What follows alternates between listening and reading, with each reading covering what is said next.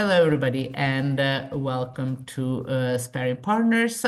Um, this Today we're going to talk about Wi-Fi, and well, Wi-Fi is a big, broad topic, but we want to talk about Wi-Fi in the home, and there are a lot of things that are changing, and we rely on Wi-Fi so much, and we have been doing so for so long that you think that that's what it is. It's easy. You just plug it in and it works.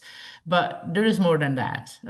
It does work, but there are a lot of different things that we might or might not do that might help. So anyway, um, I have with me the pleasure to talk to Tiago Rodrigues, who is the president and CEO at the WBA, otherwise known as the Wireless Broadband Alliance, where they do work a lot on this type of topics.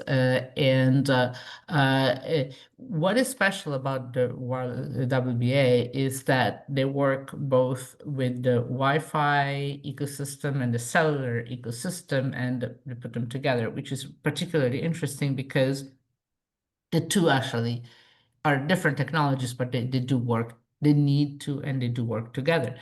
And so we're going to talk about it. I've known Tiago for a long time, and he's the greatest resource here on everything Wi-Fi. So it's a real pleasure to have him as a guest. So Tiago, welcome to Sperry Partners. Yeah, Monica, you spoil me. Thank you for the invitation. Is a pleasure to be here with you and be part of this podcast. I'm not sure if I know everything about Wi-Fi. Definitely I don't. But I'm looking forward for this conversation and discuss some of the latest news and improvements that are happening on the Wi-Fi space. Excellent. Well, I'll put you on the spot now. You can't just cover. You have to know everything, right? Can't say I don't know the answer. But okay, so I think everybody should know who you are, but maybe there's somebody out there that doesn't. So why don't you tell us who you are and what you do? Yeah, so like you said, so I'm the CEO for the WBA, the Wireless Broadband Alliance. Before that, I worked for Portugal Telecom Group. Among other roles that I had, I think the most relevant for today's conversation is I manage the public Wi-Fi business unit there. That's where I come across WBA. I started to participate as a member. I got involved in several projects to that moment they were relevant for the organization, for Portugal Telecom, in particular on that convergence between Wi and cellular. I'm proud to say that Portugal Telecom was one of the few mobile carriers operators deploying eSIM authentication back in, I don't know, 2006, 2007. And that was somehow the beginning of a convergence story that today in some countries is super strong. And there are services like Wi-Fi calling that we all use today that they represent that blur between what is a cellular service and what is a fixed Wi-Fi service. And we as consumers, we benefit from the both worlds. And I think that's positive. That has been very positive. In WBA, like you said, it's a very unique organization because we have not only the Wi-Fi players, let's say the Broadcoms, the Intel, Cisco's, and other companies, but then we have the cellular guys, the mobile operators like AT&T, BT, Deutsche Telekom, and others. And more recently, we started to have as well a quite good number of enterprise companies because they invest a lot on Wi-Fi. I can give examples like Home Depot in US or Inditex Group that they own Zara brands, the brand of Zara and others. That there are organizations that they have nothing to do with IT and somehow telecoms. But they invest a lot on technology, and it's good to see them involved. I'm very proud to see them coming in on the organization and be part of the discussions. Absolutely. And you know, since you mentioned cellular and Wi-Fi, when I started working on it in 2001 or something like that. When actually Wi-Fi was not even called Wi-Fi, if you really want to, Yes. that was way, way back. Mobile operators were really against Wi-Fi. You know, they just thought it as a threat. They didn't want to have it on the phones and all that. And when you look at it, that changed a lot because now mobile operators could not go anywhere or do anything if there wasn't Wi-Fi offload. Now, how you define the offload, it depends, but basically, uh, 80% of the traffic through our mobile devices goes through Wi-Fi. And I keep mentioning this because it's still kind of, I don't think that it has sunk in in our awareness. We all use it, but we don't really think about it in those terms. And you know, Wi-Fi takes most of the traffic. And you know, it's not perfect in the same way that cellular is not perfect, but clearly it does a fundamental plays a fundamental role. And if Wi-Fi is not available, clearly that's so that there is something to to keep in mind. But so however, you know, as I said, you know, we talked about how to get cellular and Wi-Fi sort of together and how to get Wi-Fi at home. So maybe you can give us a little bit of a sort of high level introduction about the topic. Why do we need to talk about Wi-Fi at home? Doesn't it work? That's a good angle. Let me just, I want just to make a note on this conversion story of Mhm. cellular and Wi-Fi. Sure. We all consume a lot of cellular and a lot of Wi-Fi. No doubt that Wi-Fi takes a much bigger part of the traffic, the data traffic. But I think it's critical that we use both technology because that helps each of these technologies to progress. And I'm pretty sure if one of these technologies didn't exist, I'm pretty sure that the other one will not be so strong as today. And I think is by one side, some people may believe that they compete, but by the other side, in my perspective, they are the best friends and they help each other to progress. And it's very positive to see that. May I Regard, say something? May I say something? Not only that is absolutely necessary that the two exist, but you know, sometimes people say, well, shouldn't we just merge them or whatever? And I think that it's absolutely critical that they stay separate. So yes, we want to have convergence to a point, but we want to have two different because they do perform a very different, they meet different needs. So we need them to be correct, different correct. as they converge. So Yeah. don't converge too much. Anyway, No, yeah, yeah. yeah, totally agree. And even as technologies, they are very different. So deploying a cellular network, it's very complex. Deploying a Wi-Fi network can be quite simple comparing with the cellular. But Okay. coming back to the residential, so definitely residential has been having a, let's call it a gigantic boost over the last decade or couple decades. I believe the pandemic, COVID-19 pandemic confirmed that we need broadband at home. We need broadband all the time if possible. Uh, and I'm super pleased to see a very positive evolution on the residential broadband and in particular on Wi-Fi. Uh, because my personal opinion is that on the beginning when we started to have uh, residential Wi-Fi and we start to have the initial gateways with Wi-Fi, I think there was, I don't know if it was because of lack of information, but I think big mistakes were done. And we are today still trying to solve those mistakes. So, for example, we were never good, and I will speak by myself. I was working on a telecoms operator with fixed broadband services. We were never good in educating the consumers. For example, the best place to put a Wi-Fi antenna or a Wi-Fi router. We were not good at explaining the importance of having the best place to put the antenna. So there was a few things that uh, probably we didn't thought about that in the beginning. when we started to roll out Wi-Fi massively. But they create a lot of pain during this journey. And I don't know, I like to talk with, giving the example of my mother. So for her, the Wi-Fi, she doesn't know what is Wi-Fi. She just knows that there is a black box in the house. And she just say, oh, this is very ugly. I'm going to put this behind these books or behind the TV. I don't want to see this. And that is the result of something that in the beginning we were not able to educate the industry and all the consumers. Hey guys, to optimize performance, to optimize coverage, to optimize the performance of the service, there is a few things that may help in some cases. And I think we have well done go beyond that today. It's much better Wi-Fi.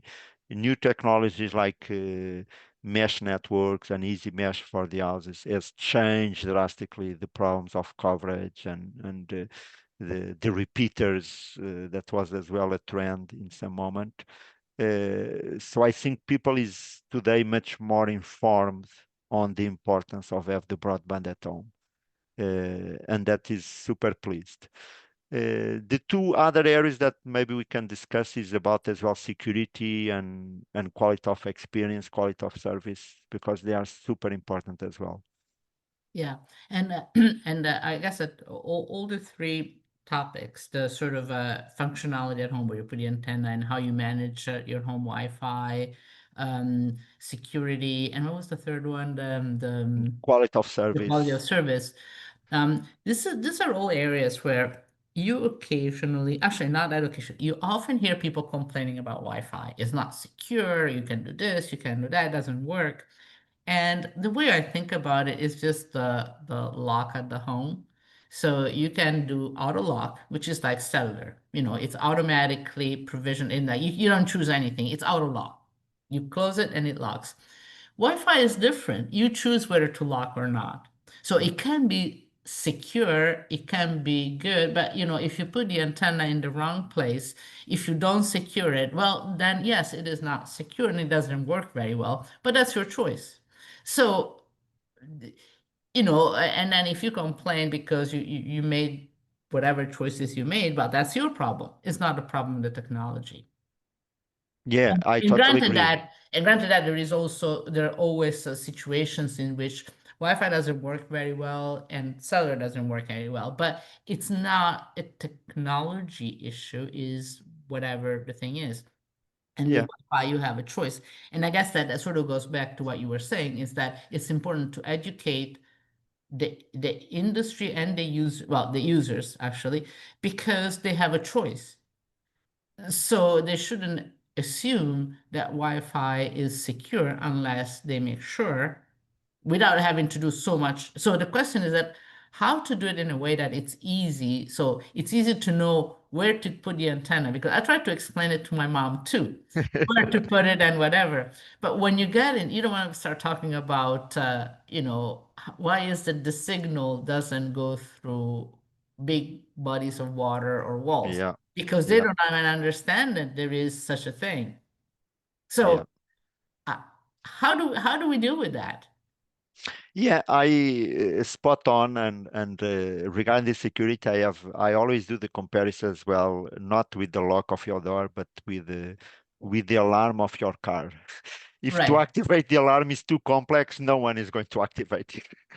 So the thing is that I see is that things has been progressed substantially better now, but uh, those gaps on the education piece are going away. And I think the ability of having gaps on the mobile phones, I think is a big step forward. I think new generations, they know much more about technology. So I think we are definitely going on the right direction. Of course, there is always, yeah, some gaps that is difficult to address. But I can share even in WBA for a few, even the operators, they already try to implement programs and develop initiatives to educate the consumer. So identify, okay, what are the top 10 things that consumers should be aware of it.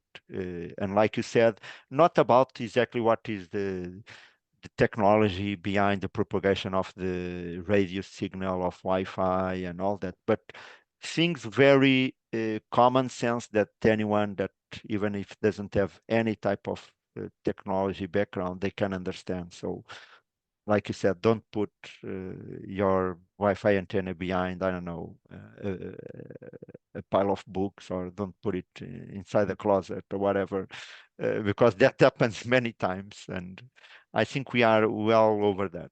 The thing is that the Wi-Fi at the home today is super relevant because not only connects our common devices, smartphone, laptops, but the number of devices that we have on the home that is getting connected has been multiplied by 3, 4, 5, sometimes 10, because not only the IoT, but the alarm systems, home appliances, now all these uh, pieces of elements that we have in our houses, they have connectivity.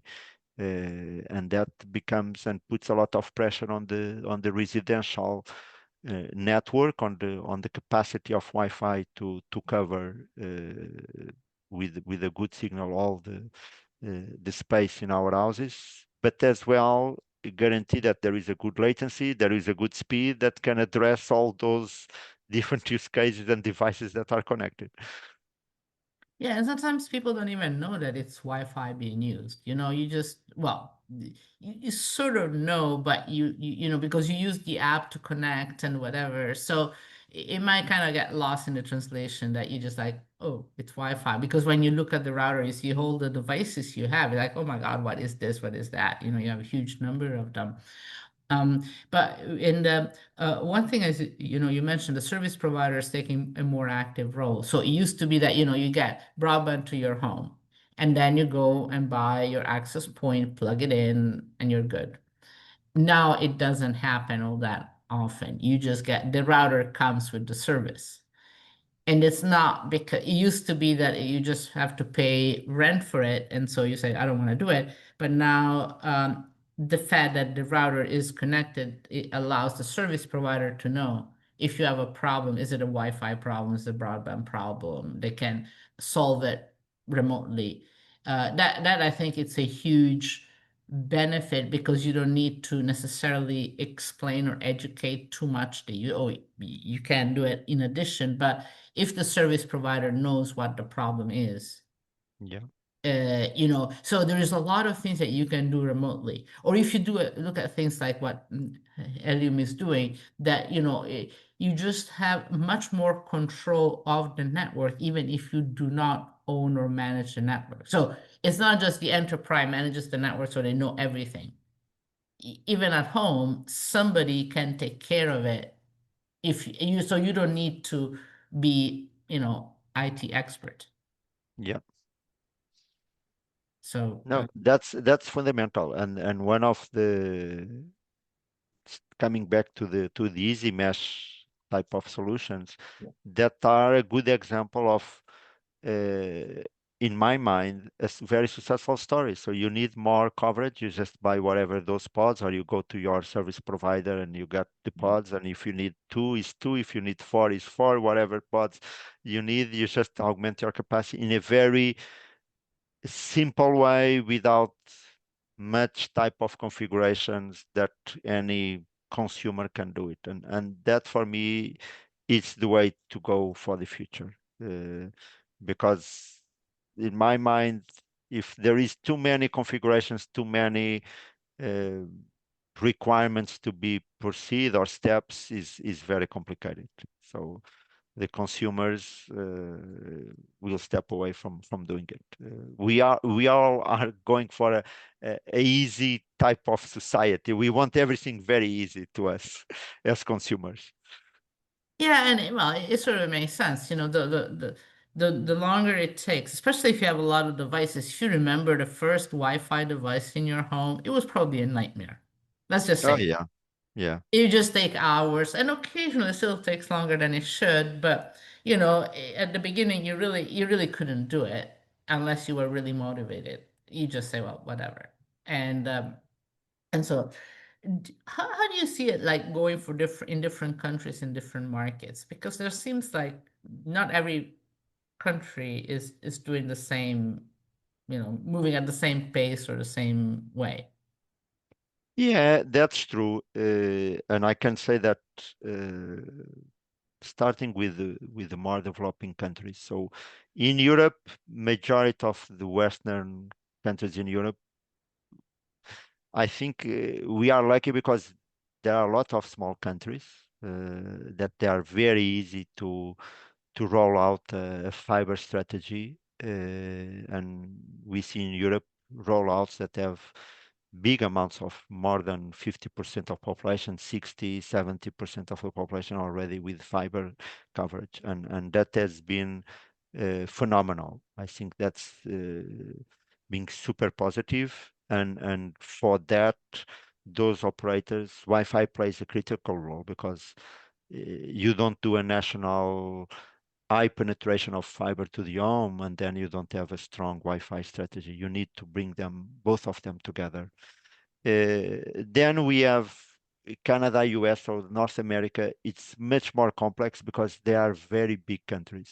Even some countries in Europe that are bigger, like Germany, France, and I don't know, Poland, they are very large countries.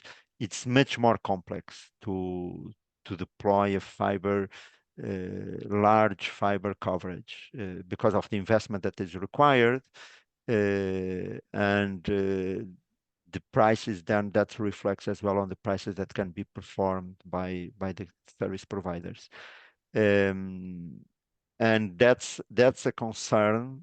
Uh, and then it's not easy solution because remote areas, rural areas, they suffer a lot in terms of connectivity because there is no business case for service providers to serve properly those areas. Some advances in technology, I think the new generation of satellites, I'm putting a lot of hope that can help in some cases. Probably not solving everything, but will help. Will be one more tool on the toolbox to help. Apart from stellar technology, FWA, and others technologies that exist. Yeah, actually, one thing that nothing to do with the technology, but what people start talking about, people say, "Well, I have a broadband." So it's like, "Do you have a broadband connection at home? What is it? Whatever it is, you call it the broadband connection." And now people just say, I have Wi-Fi. So when they have the connection to whatever the provider is, they don't think of it as fiber, cable, whatever the case may be. They think of Wi-Fi. And this is Yeah, especially true, I think, in Europe and Asia, less so in the US. But it's just funny because sometimes when you talk, I have Wi-Fi. Like, yeah, you have Wi-Fi, but what feeds the Wi-Fi? That's for us, that's still kind of, but for a lot of users, it doesn't really matter. It's Wi-Fi. yeah, yeah. Because they don't know anything like Ethernet cable. What is it? You don't even know what that is. I mean, or you don't care.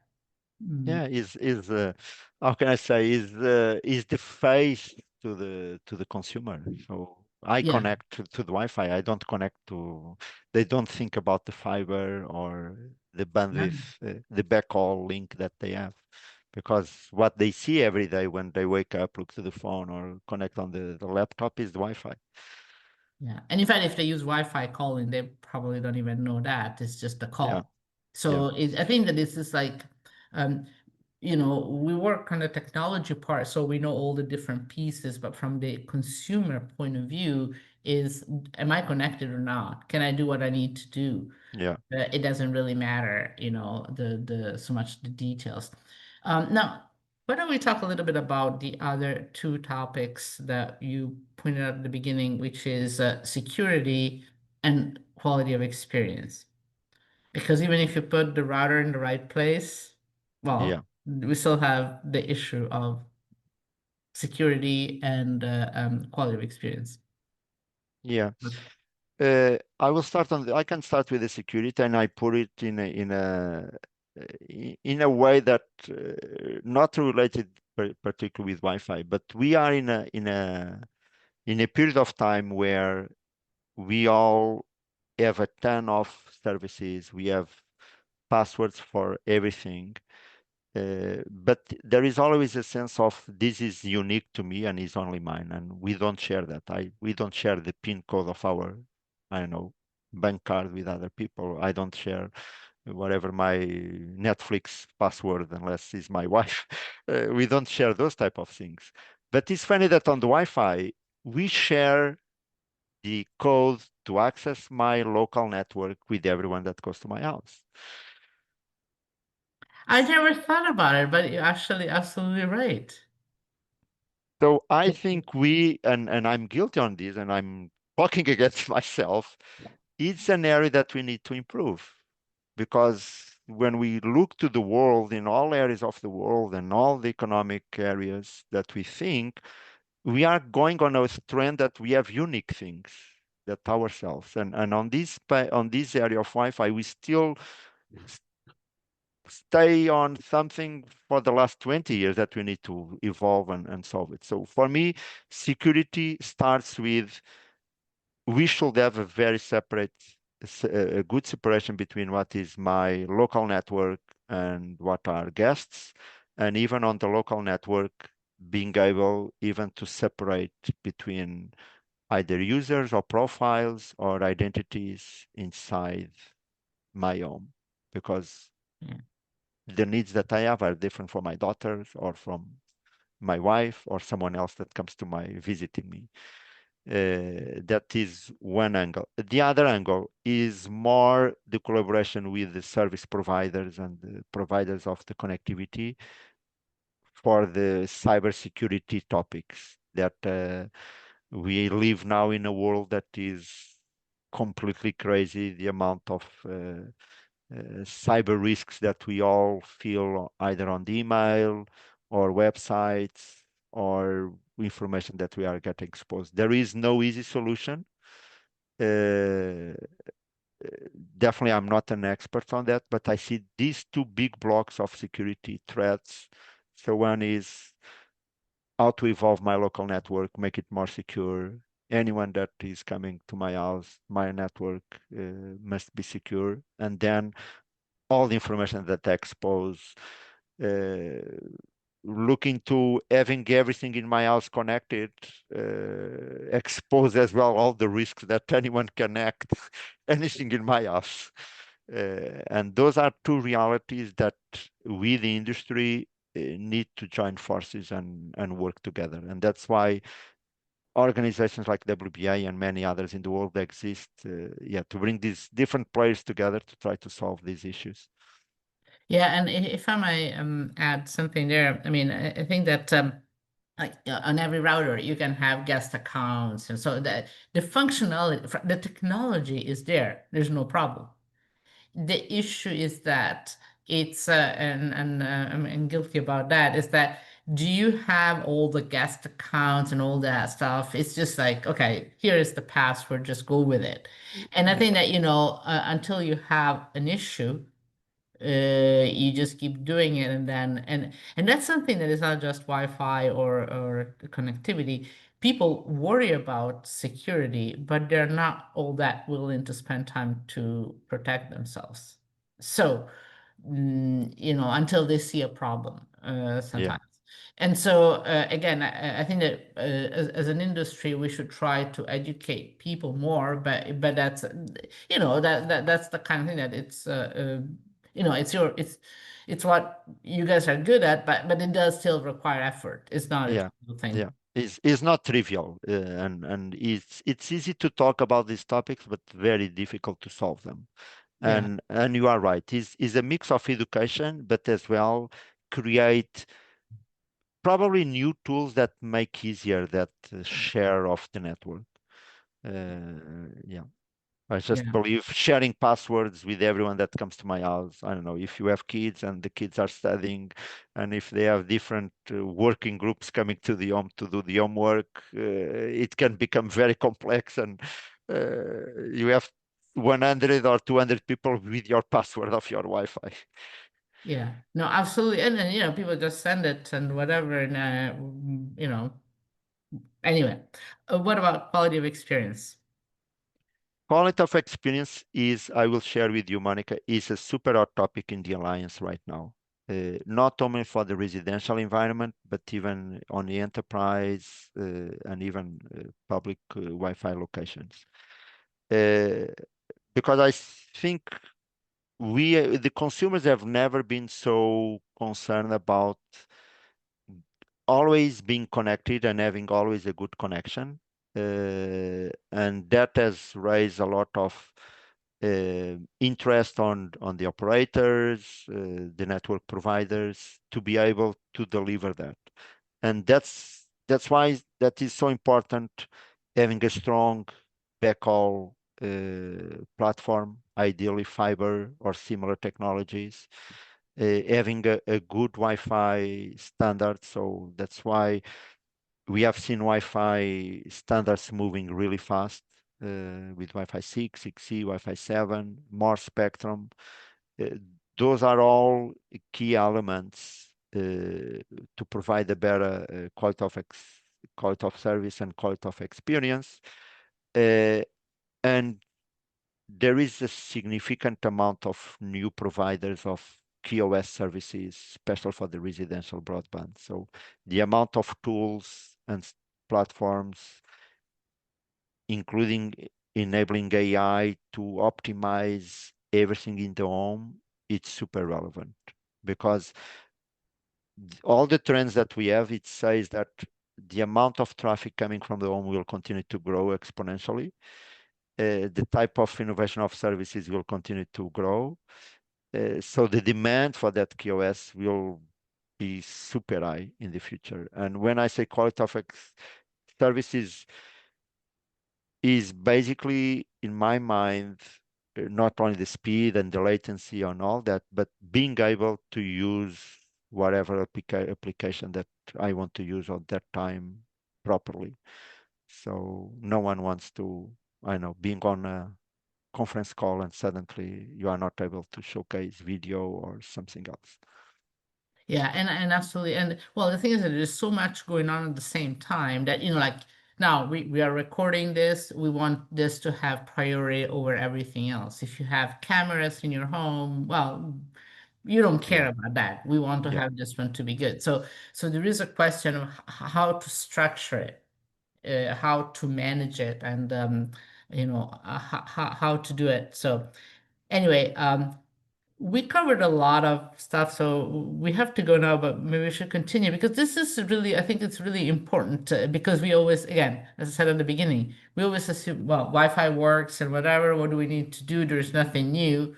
There is no equivalent of the sort of frenzy that people have for 5G or 6G. But that doesn't mean, there's so much change in Wi-Fi. It's just that it's so sort of it gradually seeps in. So you see that Wi-Fi works better, but you don't have the 5G moment, which I think it's a yeah, good thing. You don't have the sort of cutoff point.